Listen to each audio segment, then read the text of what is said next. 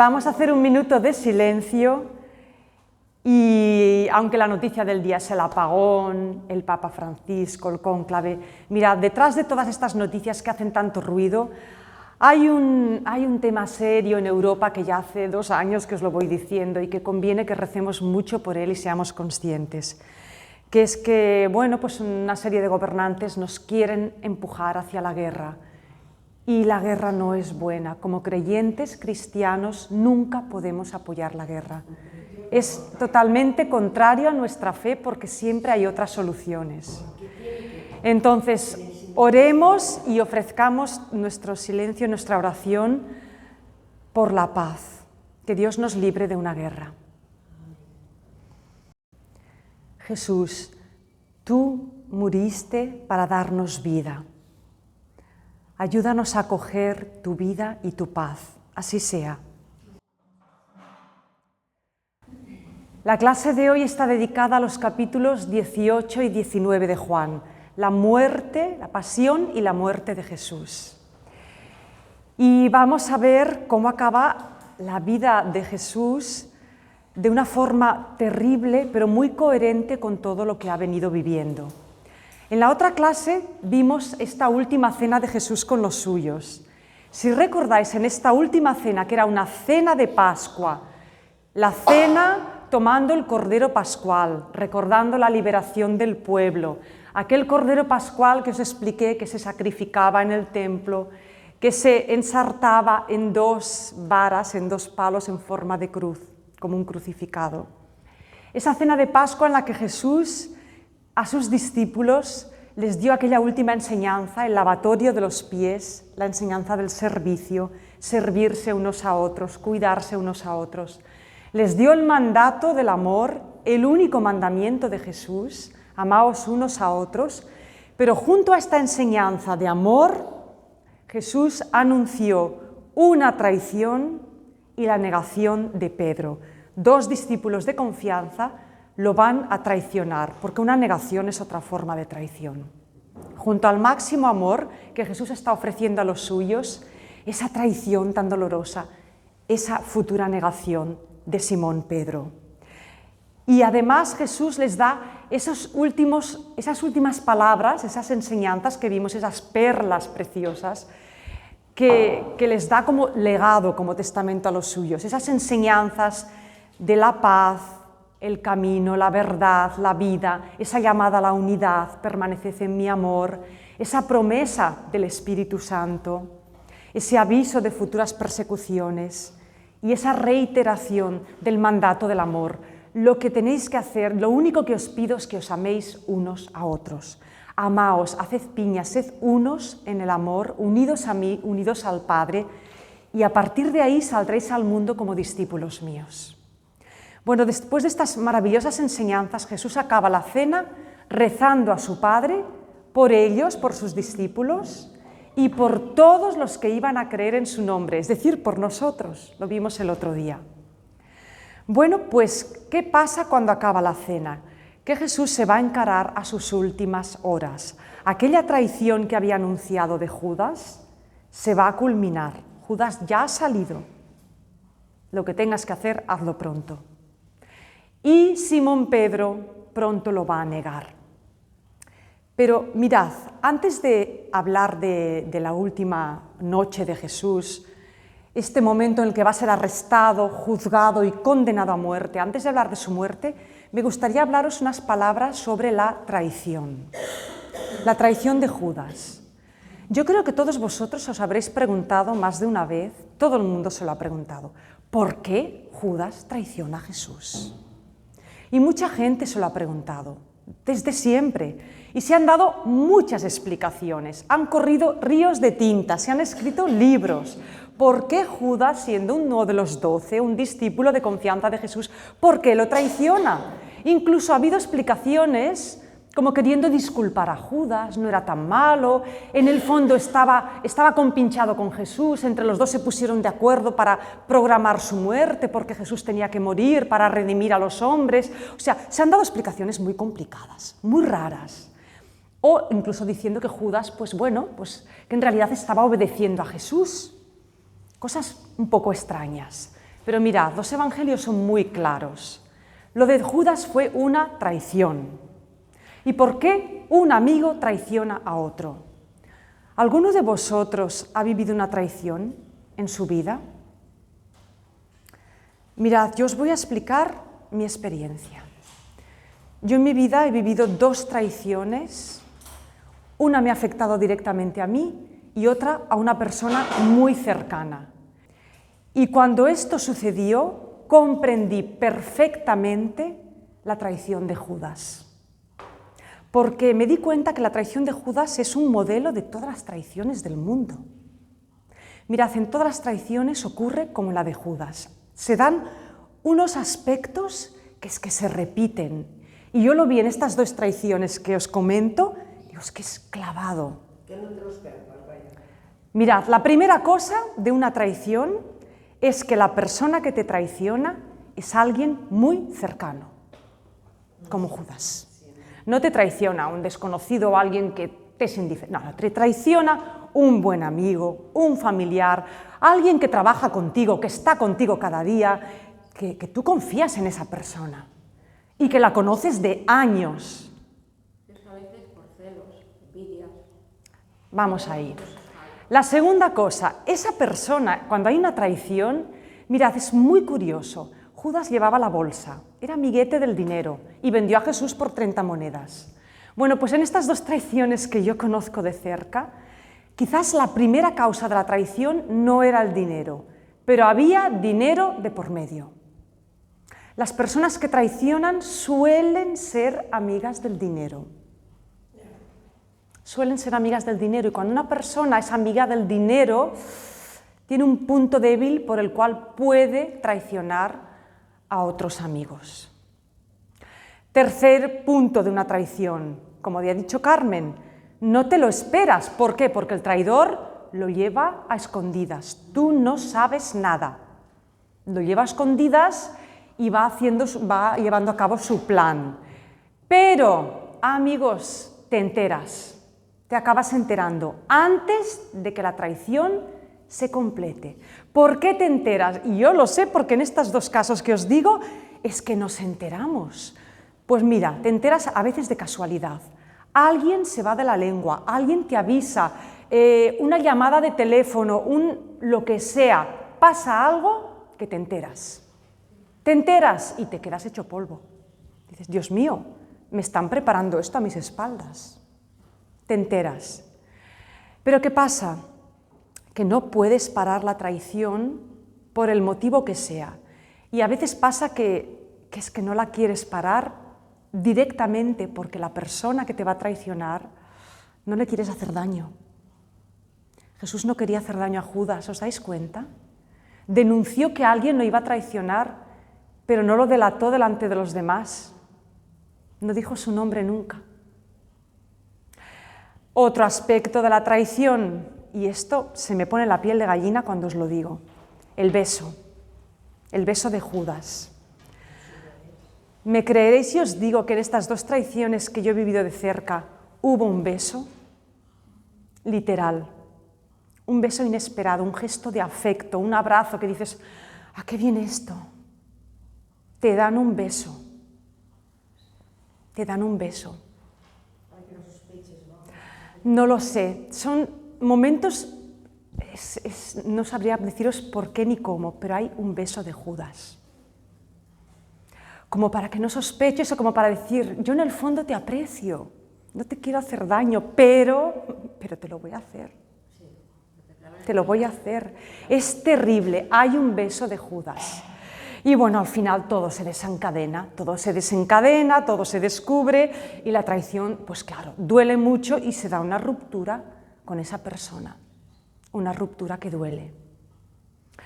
Bueno, pues, ¿y por qué esa persona traiciona? Ha dicho Fina, ¿celos? ¿Por qué Judas traiciona a Jesús? Pudo haber algo de celos. Recordad que en el grupo de los 12 había piques. Los 2 Zebedeos, Juan y Santiago, Señor, queremos sentarnos a tu derecha y a tu izquierda. Pedro, Simón Pedro, Señor, yo quiero ser el primero. Bueno, pues Judas a lo mejor también quería ser el favorito y el primero y veía que otros le pasaban por delante. Y luego está ese misterioso discípulo amado, que no sabemos si era Juan o quién, pero claro, Jesús tenía más sintonía con otros que no eran Judas. Y Judas pensó, pues si yo no puedo ser el favorito, me lo voy a cargar todo.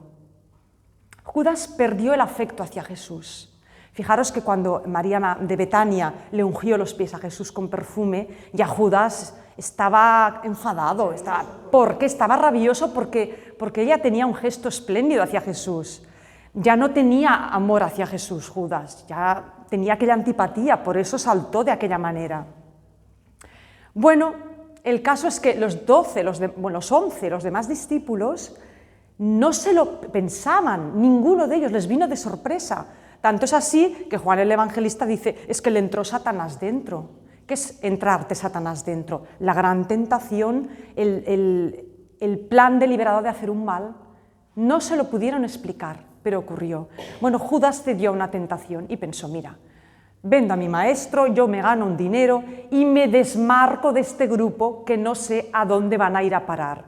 Porque Judas a esas horas, en la hora de la Santa Cena, ya tenía claro que Jesús no iba a ser el rey de los judíos que esperaban. Rey glorioso, rey después de un alzamiento militar, rey con poder. Con el lavatorio de los pies ya Jesús les había demostrado que él no era esa clase de rey, esa clase de Mesías. Y Judas pensó, aquí lo tenemos muy crudo.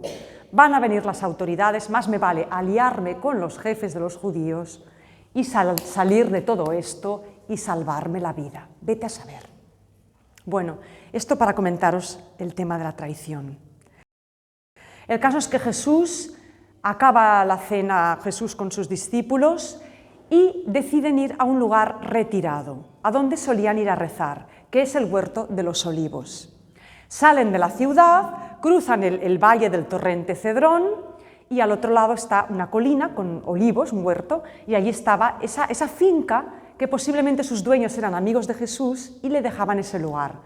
El Huerto de los Olivos tiene un nombre en judío, en arameo, que es Getsemaní. Getsemaní significa el lugar de la prensa. Había una almazara, una prensa de aceite. Allí se prensaban las aceitunas para hacer aceite.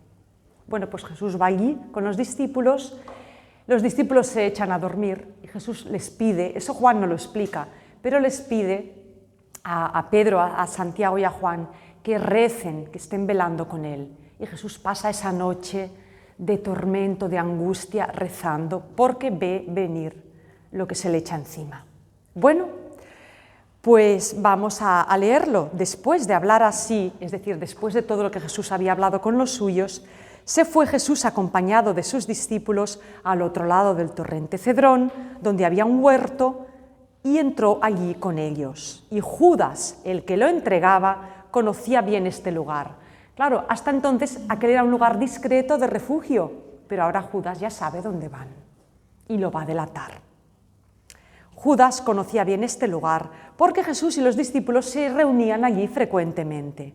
Judas, pues, tomando la guardia y a los ayudantes, a los asistentes de los sumos sacerdotes y de los fariseos, llegó allí con linternas, antorchas y con armas. Vamos a ver el arresto de Jesús.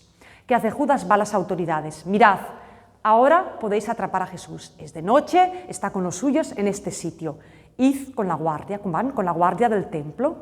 Y van un encargado, un delegado de los sumos sacerdotes y la guardia, y Judas guiándolos. Bueno, llegan con armas, con antorchas, se presentan en el Huerto de los Olivos, los discípulos se despiertan asustados y Jesús los ve venir. Y Judas señala al maestro. Juan no lo explica, pero los otros evangelios nos dicen que le da el beso. ¿El beso para qué? Porque en plena oscuridad los guardias no distinguen dónde está Jesús, quién es, y Judas el que yo bese. Bueno, ¿qué hace Jesús ante lo que se le echa encima? Pues Jesús va a ser muy valiente. Jesús da la cara, se planta delante de ellos. ¿A quién buscáis? Le dicen a Jesús, el Nazareno. Y él les dice, yo soy. Y Juan explica que en el momento en que Jesús dice, yo soy, recordad que yo soy son las palabras que definen a Dios, todos se echan hacia atrás y caen rodando por el suelo. ¿Por qué? Porque la presencia de Jesús está tan llena de Dios que al pronunciar su nombre los derriba, los derrumba, no pueden, caen todos. De nuevo se vuelven a levantar. Jesús les vuelve a preguntar, ¿a quién buscáis? A Jesús el Nazareno, yo soy. Vuelven a caer todos, 2 veces.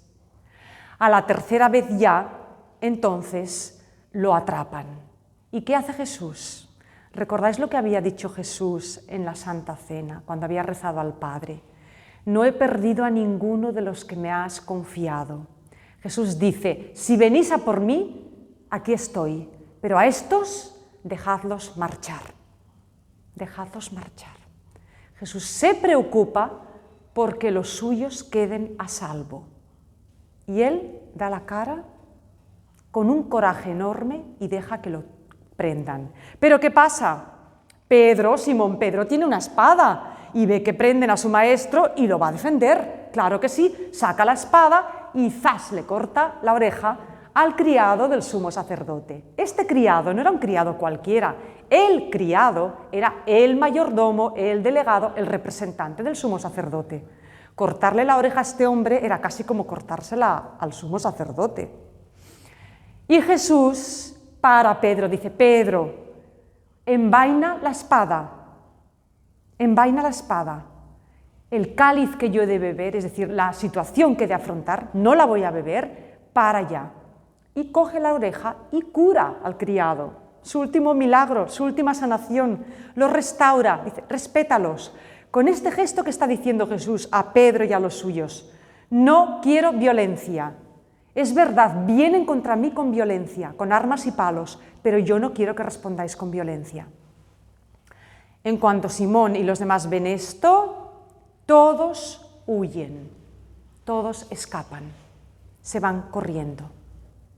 Bueno, los guardias cogen a Jesús y lo llevan a casa de Anás. Anás era el suegro del sumo sacerdote Caifás, o sea, era el padre de su esposa. Estaban todas las familias sacerdotales emparentadas. Y es de noche, y aquí va a empezar el juicio de Jesús. Pero claro, los judíos de noche no podían juzgar, los juicios tenían que hacerse de día. ¿Qué hacen de noche en casa de Anás, que no es el sumo sacerdote, es el suegro? ¿Por qué lo envían ahí? Anás, aunque no era el sumo sacerdote electo, lo había sido y era el que mangoneaba todo. Era el que tenía poder allí.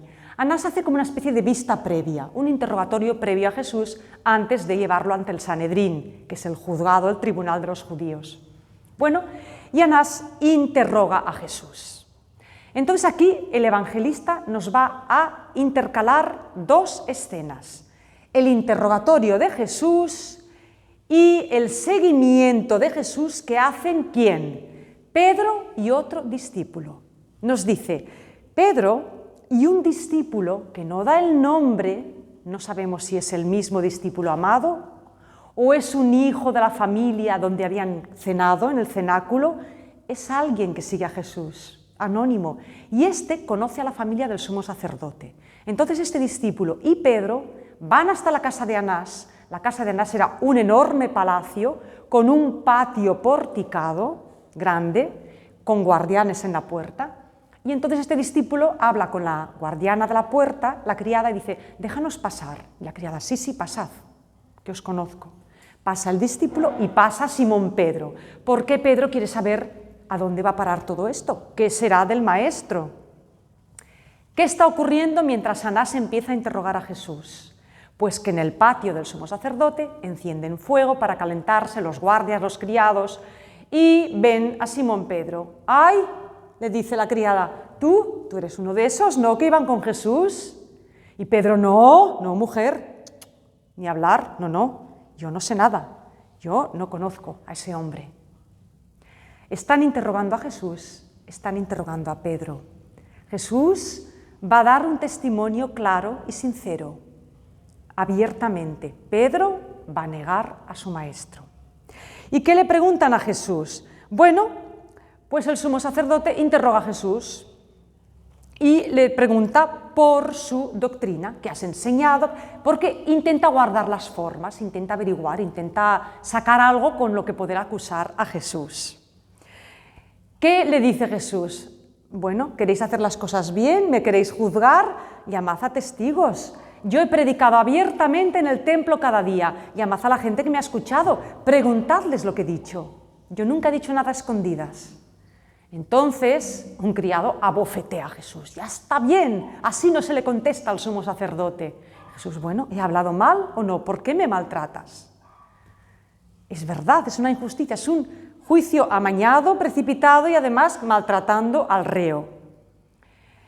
Bueno, el caso es que amanece y llevan a Jesús ante Caifás y ante el Sanedrín reunido apresuradamente a toda prisa. En el patio, mientras tanto, los que están allí calentándose ven a Pedro, se fijan en él, tú estás con ellos, que sí, que te conocemos, además tú hablas con acento galileo, se te conoce, Pedro, que no sabéis lo que decís, no conozco a ese hombre, no conozco a Jesús. Y por tercera vez le preguntan que sí, que te hemos visto allá en el huerto, te hemos visto allí con los de la guardia, que tú has sacado la espada. Y Pedro, no, os juro que no conozco a este hombre. ¿Y qué pasa al amanecer? Canta el gallo. Pedro se va. Juan no nos dice qué pasa, los otros evangelistas nos cuentan que lloró amargamente.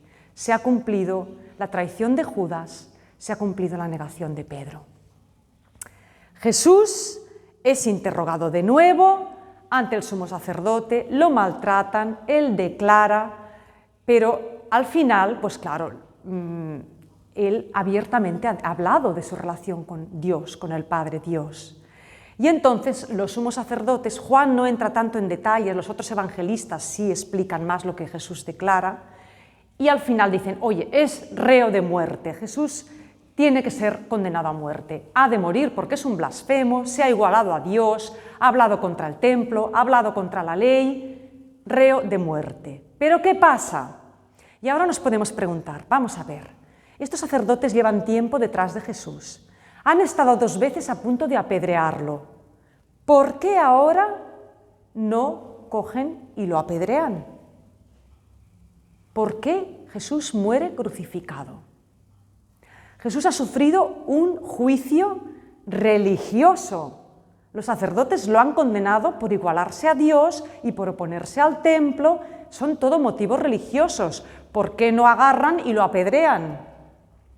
Recordad en qué días estamos. Estamos en plena celebración de la Pascua. Jerusalén atestada de gente. Si los sacerdotes sacan a Jesús a rastras del Sanedrín y montan un apedreamiento público, con todo el gentío que hay en Jerusalén por la Pascua, allí se arma la de San Quintín. Un revuelo público, los partidarios de Jesús, los no partidarios enfrentándose. ¿Y qué pasa por la Pascua con tanta gente si se arma un revuelo? ¿Quiénes están durante la Pascua en Jerusalén para que la ciudad esté en orden? El procurador romano y sus soldados, la cohorte. Si organizan una algarada pública, los sacerdotes, los romanos van a venir, van a intervenir y ahí se acaba todo, pero es que además los sacerdotes se la están jugando. Entonces piensan, nosotros no podemos matar a Jesús, lo tiene que condenar a muerte la autoridad romana. Pero ¿cómo van a hacer que la autoridad romana condene a muerte a un hombre inocente? Ellos lo han condenado por motivos religiosos, pero ¿qué le importa al gobernador romano que este hombre diga que es el Hijo de Dios y que es el Mesías? Eso no es un motivo para condenarlo a muerte de cara al procurador romano. Entonces los sacerdotes son muy inteligentes, saben muy bien cómo tienen que llevar a Jesús ante el procurador romano.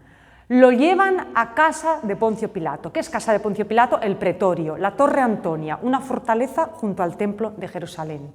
Allí se aloja el procurador romano y los soldados durante las fiestas de la Pascua y se lo presentan a Poncio Pilato. Y Poncio Pilato dice, bueno, ¿qué pasa con este hombre? ¿A quién me traéis aquí? Y le dicen, es un malhechor, si no fuera un delincuente no te lo traeríamos. Y Poncio Pilato, bueno, ¿y qué ha hecho? Si vosotros decís que es un delincuente y que ha infringido vuestra ley, juzgadlo vosotros, condenadlo vosotros según vuestra ley. Pero claro, ellos no pueden condenarlo según su ley porque no pueden apedrearlo ni armar todo ese alboroto. Quieren que lo condene Pilato. Entonces, ¿cómo lo hacen para convencer a Pilato? Le dicen, no, es que este hombre ha dicho que es el rey de los judíos. Es un sedicioso, te va a armar una revuelta contra Roma, el pueblo lo sigue. Ha dicho que no hay que pagar impuestos a Roma, que él va a ser el rey, que va a restaurar el reino de Dios. Es un peligro para la autoridad romana. ¿No te das cuenta que es un reo político? Con este argumento consiguen que Pilato diga, bueno, va, traédmelo aquí. Entonces, ¿Pilato qué hace? Bueno, Pilato también, como buen romano, los romanos tienen el derecho y la ley aquí en la cabeza. Pilato lo interroga. Vamos a pasar del juicio religioso al juicio político. Claro, Pilato, para condenar a un reo a muerte, tiene que saber qué ha hecho. Y le pregunta, lo leímos en la Pasión, ¿eres tú el rey de los judíos? ¿Eres tú el rey? Y Jesús le dice, bueno, ¿esto lo dices tú por ti mismo o te lo han dicho de mí? ¿Quién te ha dicho eso? Y Pilato, oye, yo no soy judío, tus jefes te acusan. ¿Qué has hecho? Algo habrás hecho, ¿no? Y Jesús le dice, mira, mi reino no es de este mundo. Si yo fuera un rey de este mundo, o sea, si fuera un peligro para Roma, habría venido ahora con mi tropa, con mi ejército, con mis guerreros y estarían defendiéndome. Pero aquí me ves solo, soy un hombre solo y desprotegido. Mi reino no es de este mundo. Ah, entonces, ¿eres rey? ¿Eres rey, sí o no? Y le dijo Jesús, tú dices que yo soy rey, pero mira, yo he venido al mundo para ser testigo de la verdad. Y Pilato, ¿la verdad? ¿Y qué es la verdad? Un romano que está de vuelta de todo, que no cree ni en Dios ni en los hombres. ¿Y qué es la verdad? Bueno, Pilato se da cuenta de que ese hombre puede ser un iluminado, un loco, un fanático religioso, pero no es peligroso. No es un peligro. Así que, después de haber interrogado a Jesús, sale afuera y les dice a los judíos, yo no encuentro ningún cargo contra él, no encuentro culpa. Pilato ha hecho un primer intento para averiguar quién es Jesús y liberarlo, lo ha interrogado, ha visto que es inocente. Y les dice, mirad, yo no encuentro culpa en él. Hay una costumbre por la Pascua, ya lo sabéis, que para cada fiesta de Pascua os liberamos a un preso político, a un reo que esté condenado a muerte. ¿Queréis que os libere a este, al rey de los judíos? Los sacerdotes ya tienen preparada la respuesta. Había otro reo político, ya sabéis quién es, Barrabás. Este Barrabás sí que era un sedicioso, peligroso, había matado a gente, tenía una carrera criminal detrás. Los sacerdotes tenían preparada la respuesta y además habían hablado con la multitud y habían atraído a los partidarios de Barrabás para que se acercaran allí al pretorio. Los sacerdotes y el pueblo, aquella multitud de partidarios de Barrabás, gritan, no, a este no lo queremos, suéltanos a Barrabás. ¿Quieres amnistiar a alguien? A Barrabás. Bueno, el segundo intento por soltar a Jesús ha fracasado. ¿Qué hace Pilato? Pues va a hacer un último intento. Dice, bueno, agarra a Jesús y le va a infligir un castigo ejemplar. ¿Cuál es ese castigo? Los azotes. Los azotes eran un castigo muy fuerte, era casi como una pena de muerte. Entonces, cuando se azotaba a un preso, se azotaba a este preso, se lo soltaba y ya prácticamente lo dejaban para el arrastre. Era un castigo ejemplar y con esto se le podía liberar. Pilato toma a Jesús, lo entra dentro y manda a los soldados que lo azoten. Pero ya sabéis en qué consisten esos azotes. Son terribles. Los que hayáis visto la película de la Pasión, lo sabéis, es una escena muy dura, pero es que era así. Podían ser 40, 50, 60 azotes, los que queráis. Eran 2 o 3 soldados pegando latigazos, con unos látigos que eran unas cuerdas terminadas en bolitas de hierro o en piedrecitas agudas. Cada latigazo te hacían llagas en la piel, más la fuerza con la que te pegaban el latigazo. Eran tan dolorosos que es que te caías, no soportabas el dolor. Después de 40 latigazos, estabas absolutamente cubierto de sangre, con un dolor insoportable, sin fuerzas para nada, prácticamente estabas para morirte. Algunas personas que han estudiado la pasión de Jesús dicen Jesús murió por los azotes. O sea, salías hecho un despojo humano. Pero es que además, después de los azotes, cuando el pobre Jesús estaba ensangrentado, le colocan un casco de espinas, como una corona, una mofa cruel, le ponen una capa, le dan un bastón, lo golpean y se burlan de él. Venga, salve, rey de los judíos. Y lo golpean y se ríen de él. Mirad, Jesús sufrió el máximo dolor físico, horroroso, atroz dolor físico, y el dolor moral de las burlas.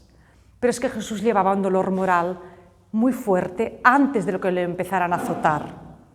Jesús había rechazado el poder de este mundo. ¿Recordáis en la multiplicación de los panes que lo querían hacer rey y él se había escapado porque no quería ser rey? Resulta que ahora lo van a acusar de querer ser rey. ¡Qué contradicción más fuerte! Jesús había predicado una y otra vez: yo no juzgo a nadie, yo no condeno a nadie. Ahora él va a ser juzgado, es juzgado y es condenado. Jesús había predicado el amor y el servicio. ¿Y qué recibe ahora? Azotes y burlas. Todo lo contrario de lo que él ha venido a dar. Jesús había dicho: yo soy el pan, yo soy la luz. Y parece que ahora las tinieblas lo están atrapando. La primera pasión de Jesús es una pasión espiritual. Todo lo contrario de lo que él ha venido a traer al mundo, lo está recibiendo de manera absolutamente injusta, sin merecerlo de ninguna manera. Nadie lo entiende, los suyos lo han abandonado, uno lo traiciona, otro lo niega y los demás escapados. Está solo, completamente solo. ¿Y dónde está su Padre querido? ¿Dónde está cuando le pegan esos azotes terribles que lo tiran por el suelo? ¿Dónde está su Padre cuando se burlan de él a risotadas y lo llaman rey de los judíos? ¿Dónde está? Pilatos hace salir a Jesús cubierto de sangre, destrozado, y esta escena es tremenda, tremenda. Lo saca delante de los sacerdotes en la escalinata del pretorio, delante de todo el pueblo, y dice: aquí tenéis al hombre que ni aspecto de hombre tenía, ni aspecto humano, casi infrahumano, sangrando. ¿Por qué hace esto Pilato? Pilato piensa: venga, les dará pena y lo soltaré. ¿Pues creéis que les da pena a alguien? No. Los gritos suenan con más fuerza. ¡Barrabás, Barrabás, Barrabás! ¡Queremos a Barrabás! ¡A ese crucifícalo! No les basta a los sacerdotes y a las autoridades que lo hayan azotado hasta dejarlo casi muerto.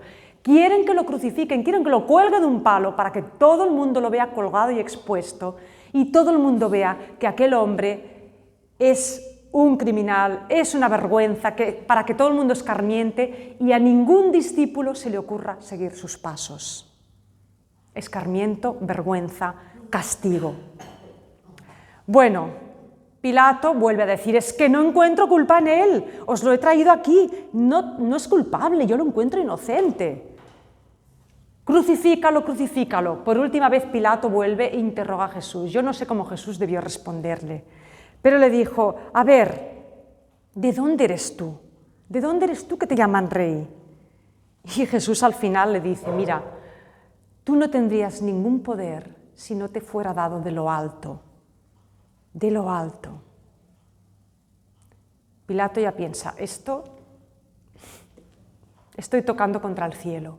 Lo quiere soltar, pero no hay manera. Y los sacerdotes le dicen: escucha, si sueltas a este hombre, que es un sedicioso, eres enemigo de Roma. Tú tienes que defender a tu país, tienes que defender a Roma. A un criminal político, a un terrorista, tienes que condenarlo a muerte. Pilato se lava las manos y dice: venga, tomadlo vosotros y crucificarlo vosotros, lleváoslo. Y se lo llevan junto con otros 2 condenados a muerte, sí por motivos políticos. Y se los llevan a crucificarlo. Jesús ha sido arrestado, traicionado, juzgado de manera inicua por motivos religiosos, pero con testigos contradictorios, un juicio apresurado, un juicio amañado, y condenado como preso político por Pilato, con una acusación absolutamente falsa, y Pilato lo sabe. Pero Pilato no quiere problemas ni con los judíos, ni con Roma, y al final una muerte más, ¿qué más le da? Pilato ha querido ser justo con Jesús, lo ha querido salvar de la muerte, pero al final ha sido más injusto, le ha infligido un mayor dolor, porque a ningún crucificado lo azotaban antes de esa manera, y no lo ha salvado de nada. Jesús se dirige hacia la muerte. Bien, después de esta tortura, de esta condena a muerte, pues ya llevan a Jesús al Calvario. Juan es muy breve aquí. Lo llevan, sabemos por los otros evangelios que le tienen que ayudar a llevar la cruz porque no puede llevarla. Normalmente los que iban a ser crucificados, como no estaban azotados ni tan mal, les hacían cargar con el travesaño. Los postes verticales ya estaban preparados afuera de la ciudad. Iban al Gólgota. El Gólgota, hoy los que habéis ido a Jerusalén veis que es un peñasco que está en medio de la ciudad, pero antiguamente estaba en las afueras, estaba fuera de las murallas porque los condenados a muerte tenían que estar fuera del recinto sagrado. Un muerto era impuro.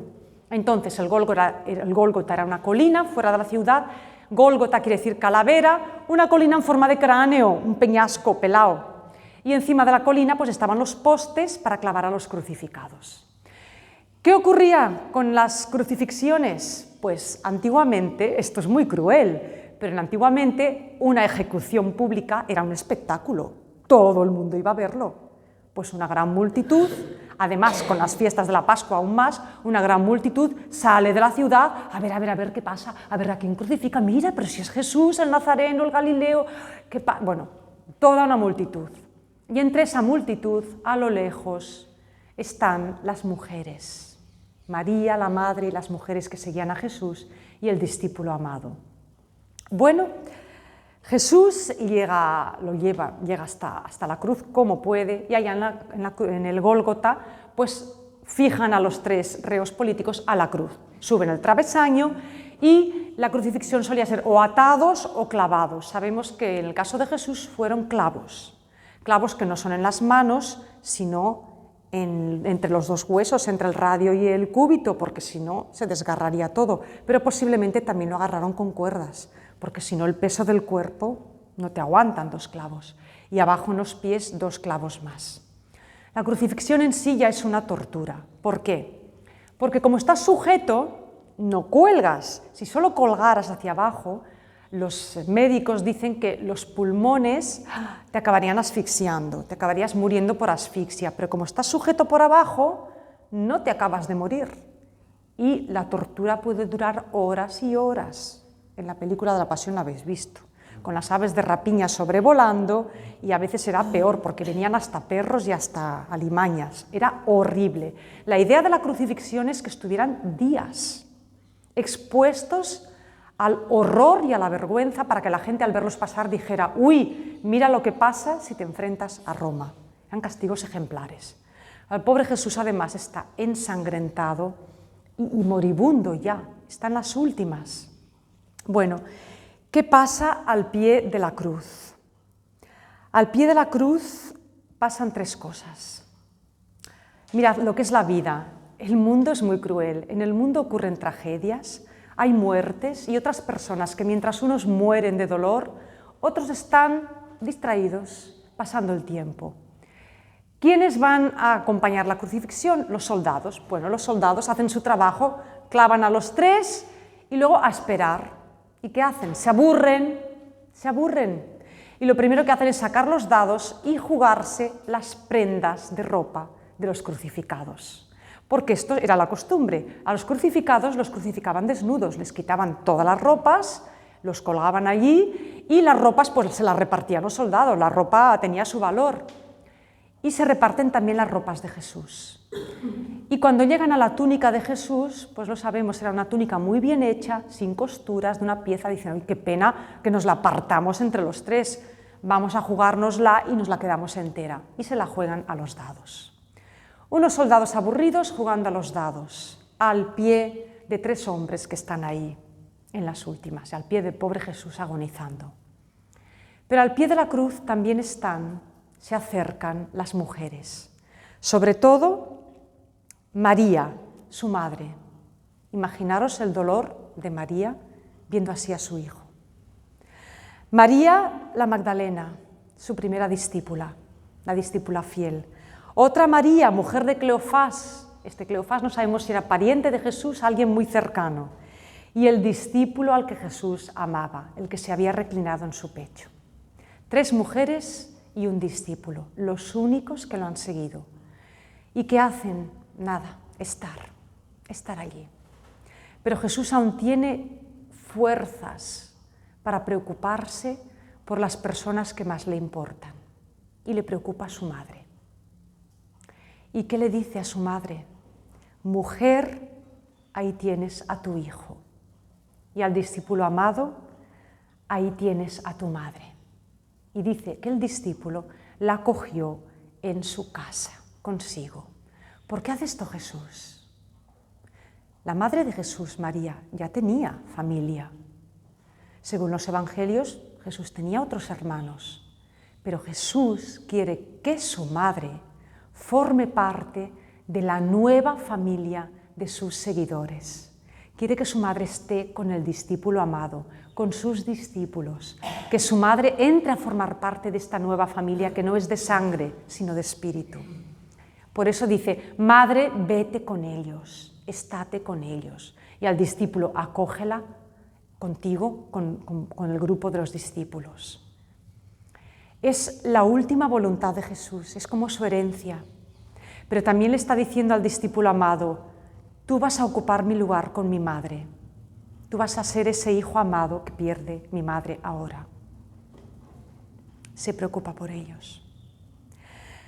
Y después Jesús va a pronunciar las 2 últimas palabras.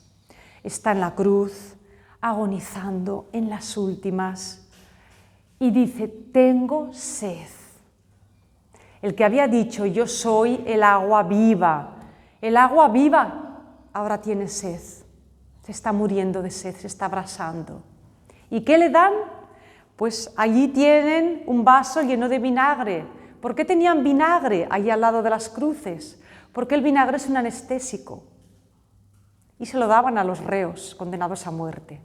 Empapan una esponja en el vinagre, se lo ensartan en una caña y le dan a beber. El último sorbo de Jesús va a ser ese vinagre. ¿Recordáis qué había dicho Jesús en el huerto de los olivos, según los otros evangelios?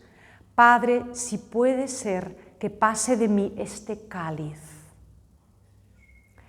En la cena de Pascua, y esto nosotros no lo sabemos, pero los judíos sí lo sabían, en la cena de Pascua el jefe de familia, en la cena, bebía 4 copas, ofrecía 4 copas, la copa de la bendición, la copa de la alabanza, la copa de la comunión y la copa de la consumación. Según los relatos de la última cena, Jesús bebió las primeras copas, la última no. ¿Dónde va a beber la última copa? La de la consumación en la cruz. Es la última copa de Jesús, la consumación de la ofrenda del sacrificio. Mirad, la muerte de Jesús es atroz, no es una muerte bella, no es una muerte serena, es una muerte que nadie desearía para nadie y que él tampoco deseaba para sí. Pero Jesús va a convertir esa muerte en una ofrenda a su Padre, en un sacrificio. Y su discípulo amado lo va a ver. Por eso, después de tomar ese vinagre, Jesús va a decir la última frase, todo está cumplido, todo se ha consumado, se acabó, se acabó. Inclina la cabeza y entrega el espíritu. Y al pie de la cruz, su discípulo amado, que ha visto cómo se sacrificaban los corderos de Pascua, cómo los ensartaban en 2 palos cruzados, que ha estado en la cena viendo cómo Jesús les ofrecía sus últimas enseñanzas, cómo bendecía las copas, ese discípulo que lo ha seguido hasta el final, que ha visto morir a su maestro comprende muchas cosas. Comprende que Jesús ha dado su vida y le ha dado un sentido a su muerte. Se está entregando como ese cordero pascual que los judíos sacrificaban para reconciliarse con Dios. Pues ahora el cordero, ese cordero es Jesús. ¿Recordáis lo que había dicho Juan Bautista de Jesús? El Cordero de Dios que da su vida por el mundo. Ahí está, el Cordero de Dios, humano, muriendo. Y entrega el Espíritu. Y entonces, como era el día de la preparación de la Pascua, viernes antes del sábado, el gran sábado durante la fiesta de Pascua, era un día sagrado, era por la tarde. Jesús murió hacia las 3 de la tarde. Y a partir de esa hora empezaba la víspera. Para los judíos no se podían tener cadáveres ahí expuestos ese día. Ese día no. Así que había que llevárselos.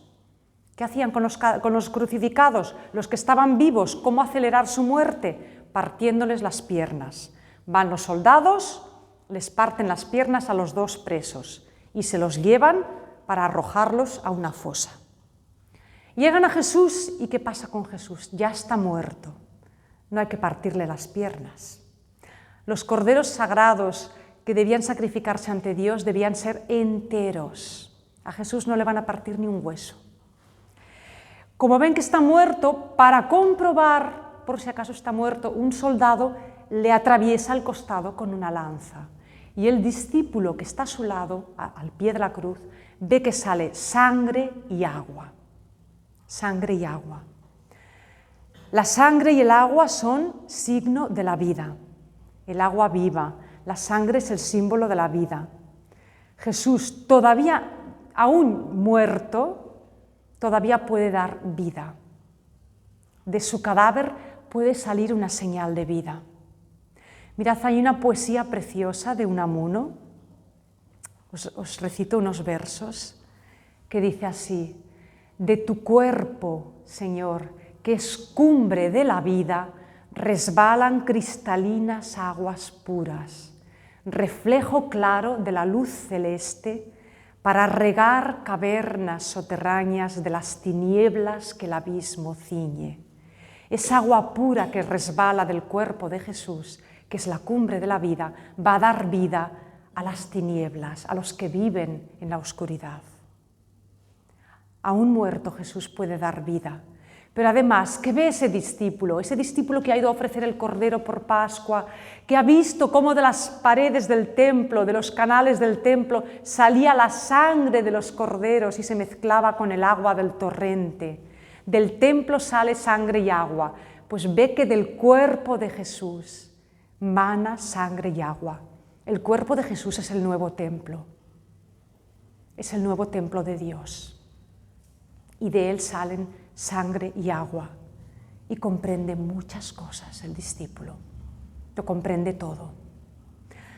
Ha muerto el verdadero Cordero de Dios, y después de él ya no hará falta sacrificar ni un cordero más, porque él ha dado su vida por todos.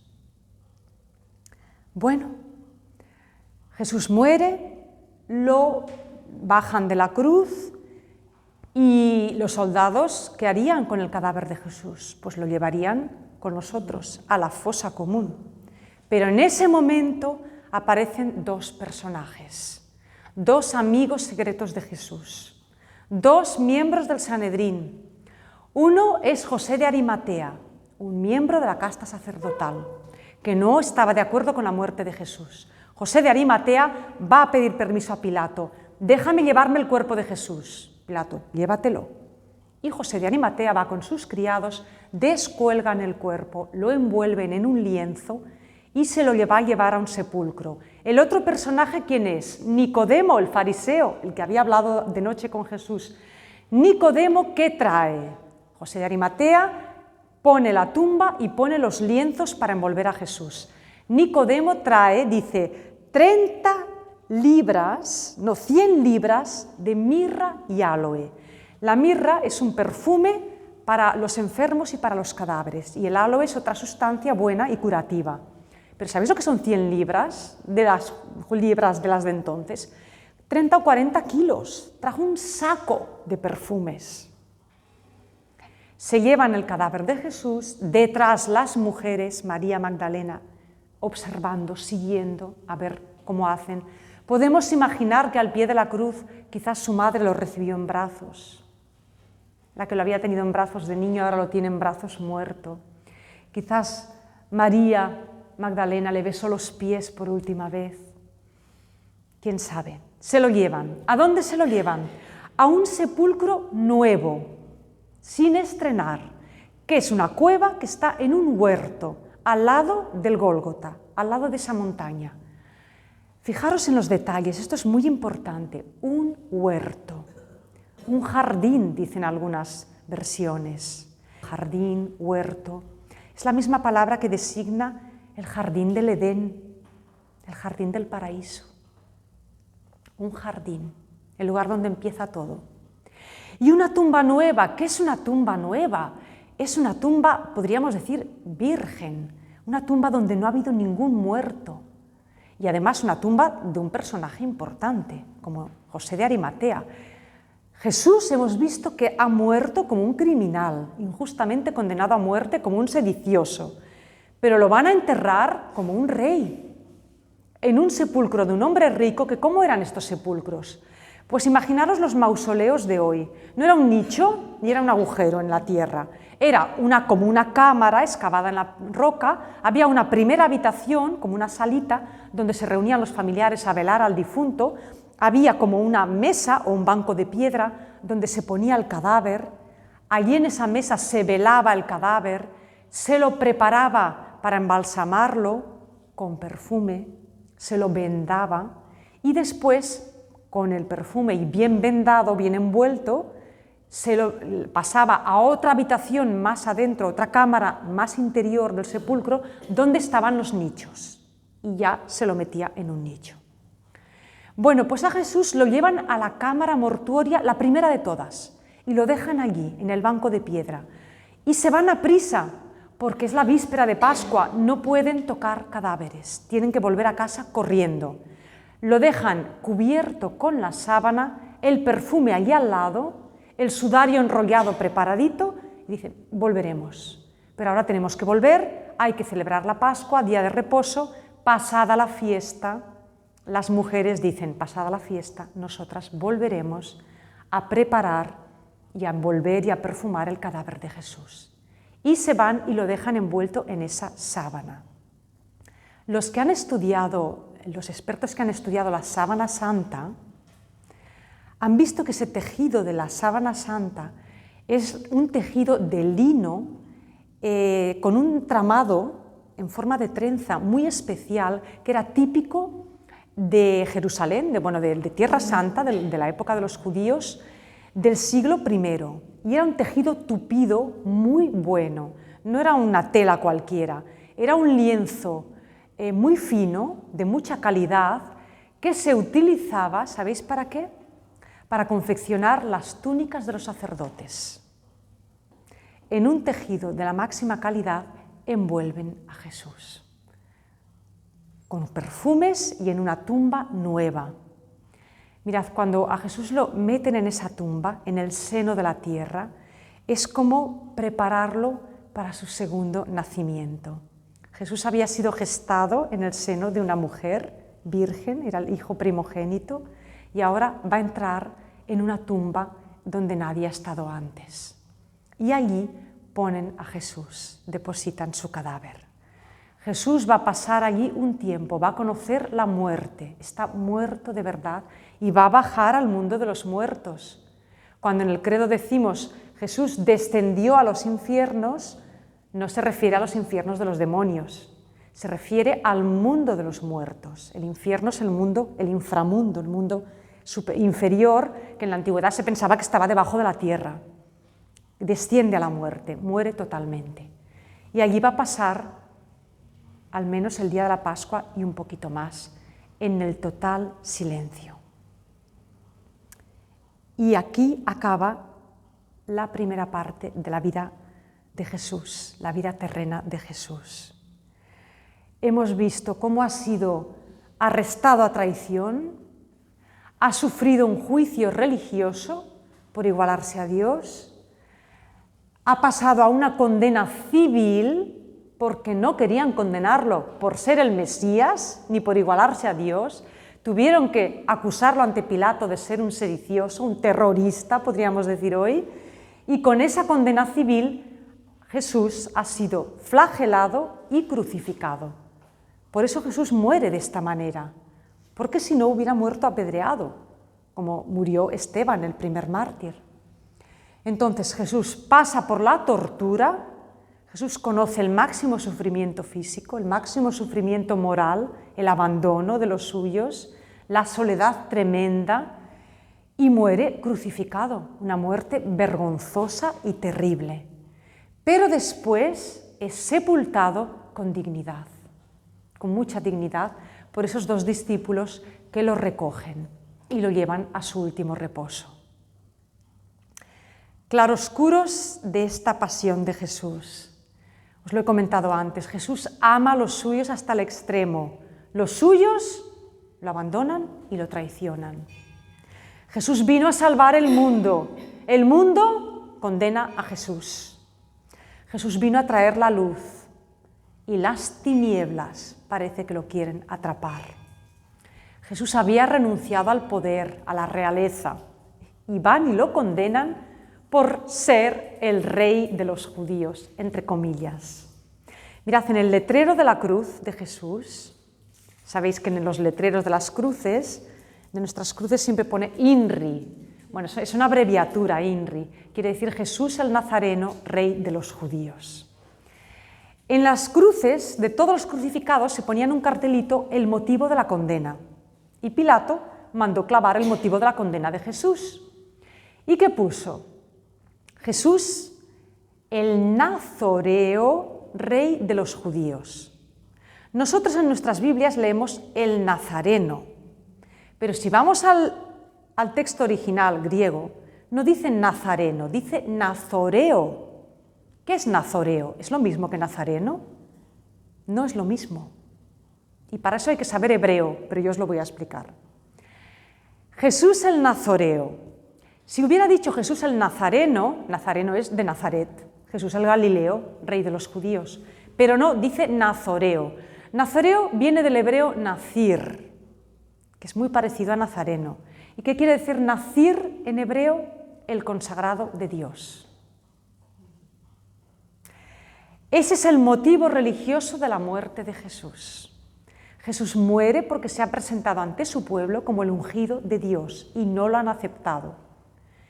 Condena religiosa, pero después dice, el rey de los judíos. Esa es la condena política. Por esa razón los sacerdotes lo presentan ante Pilato y Pilato lo condena porque ante Roma se ha declarado rey, por lo tanto, pues es un rebelde político, se ha rebelado contra la autoridad de Roma. El único rey es el César, como decían los judíos. Por lo tanto, la condena política es el rey de los judíos. ¿Qué le dicen los sacerdotes a Pilato? No les gusta nada ese cartel, nada, pero nada. Y le dicen, quita eso, no digas el rey de los judíos, pon, ha dicho que es el rey de los judíos, porque eso para ellos les sonaba muy mal.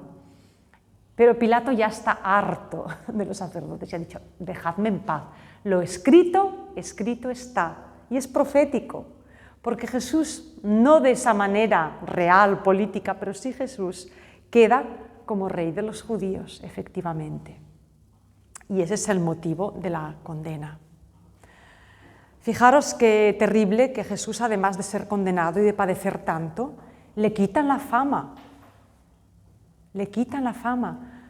Imaginaros que Jesús hoy viniera y también las autoridades religiosas lo quisieran condenar. Lo quisieran condenar porque has hablado contra el Papa, has hablado contra Roma, has hablado contra la autoridad, has hablado contra la Iglesia. Jesús, yo no he hablado contra la Iglesia, yo he venido a sanar la Iglesia. Bueno, imaginaros que las autoridades religiosas quisieran condenar a Jesús hoy, pero dijeran, hombre, no lo vamos a hacer así porque hay muchos creyentes que sí creen en Él. Y entonces lo denunciaran ante un juzgado civil y dijeran, es que está con los terroristas, está conspirando con el terrorismo. Y que delante de la gente, como ante la sorpresa de la gente, dijeran, mira, es que resulta que este hombre tan religioso, tan místico, y resulta que era un terrorista.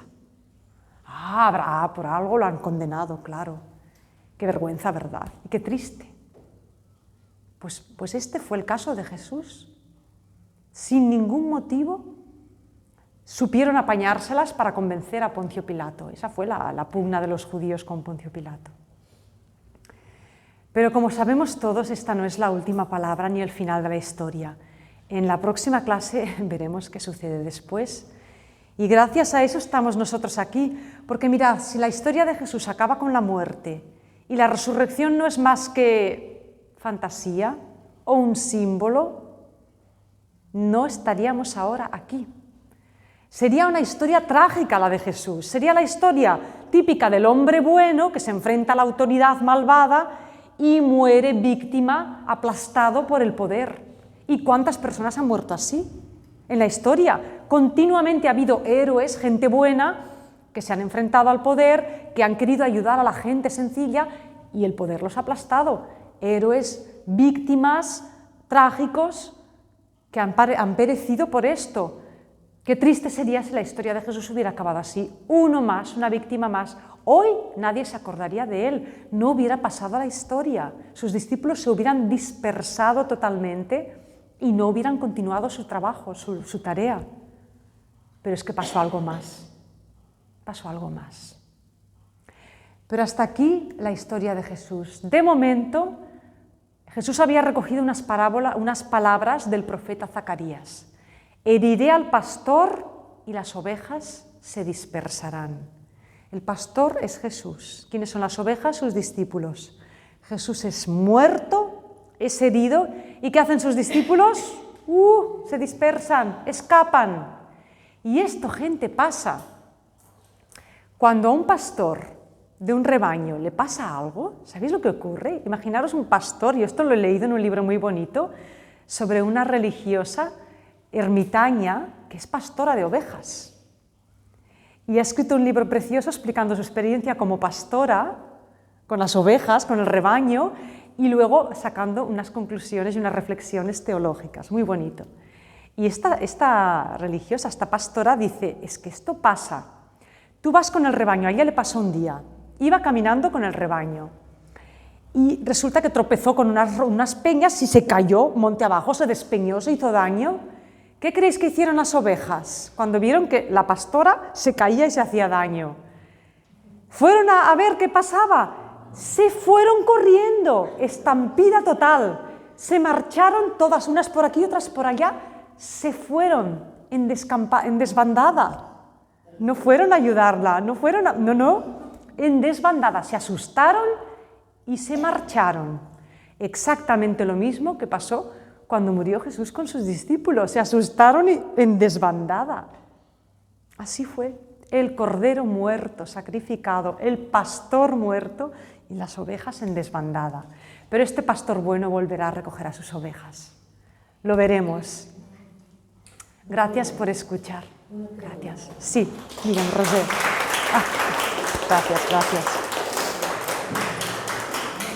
Els que estaven crucificats al costat de Jesús eren condemnats per motius polítics? Sí, la crucifixió... No, a veure, la Bíblia ens posa una traducció que dice ladrones, bandidos, i clar, quan dice ladrones i bandidos pensem en lladres, en salteadores, pero la cruz, la creu, era una condemna política.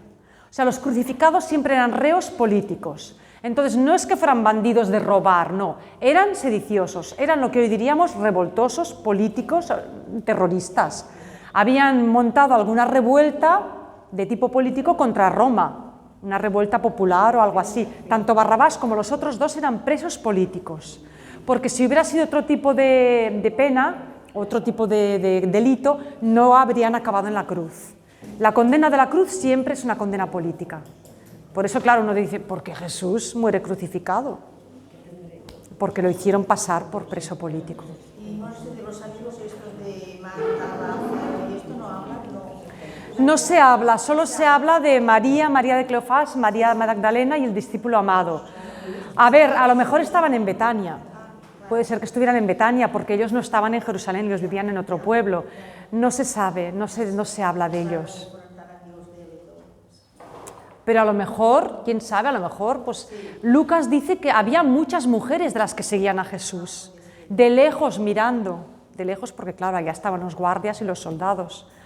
Puede ser que Marta y María estuvieran allí cerca y quizás Lázaro también, no sabemos. Monse, ¿y el sudario con el que José de Arimatea Sí. tiene algo que ver con el sudario que guardan en Oviedo? No lo sé, es que... Vale, ponen en la Santa. tradición así lo dice. A ver, con la sábana santa y con el santo sudario y estas cosas, la Iglesia siempre ha sido muy prudente y ha dicho ni sí ni no, no lo sabemos. Ahora, la tradición dice que el sudario es el que estaba preparado para envolver el rostro de Jesús y la sábana santa, que es la que está en Turín, la síndone, es la que envolvía el cuerpo. No, son diferentes, son diferentes. El sudario y otra sábana. Exacto, Lógicamente una será exacto, grande. exacto. La que tiene las marcas del cuerpo es la que está en Turín, que es la que envolvió el cuerpo, pero nada, lo envolvió así, una parte por abajo y otra por arriba. Ponen a Jesús con la sábana abajo y cubierto con la sábana arriba. Por eso se ven las marcas del cuerpo. Les marques del cos, tot apunta que sí. A veure, clar, els científics hi ha molt debat, però només us diré que a dia d'avui no hi ha cap explicació, és molt misteriós, i hi ha hagut científics ateus, que han volgut estudiar la síndone i que després d'estudiar-la s'han fet creients, s'han convertit. És a dir, l'explicació més natural i més senzilla, l'explicació més simple per a la sábana santa de Turín es que aquella sábana envolvió el cuerpo de un hombre azotado, crucificado, clavado, coronado de espinas y que le atravesaron el costado con una lanza. A partir de ahí, saquen sus conclusiones. Y se conservan todas las marcas y ha sido muy estudiado, mucho. Hay libros, hay páginas web, hay muchísima información. Entonces, si quieres inventarte explicaciones, invéntate las que quieras. La explicación más simple y más normal es que realmente aquella sábana envolvió el cuerpo de Jesús. Y si no era Jesús, fue un hombre que murió exactamente igual que Jesús. Pues ¿por qué no va a ser él? Bueno, si queréis un día hablamos más largo y tendido de la sábana santa. Es apasionante el tema. Es apasionante, pero vamos, todo apunta a que es auténtica. Impresiona mucho. Porque dices, podría no haber dejado ninguna huella, pero...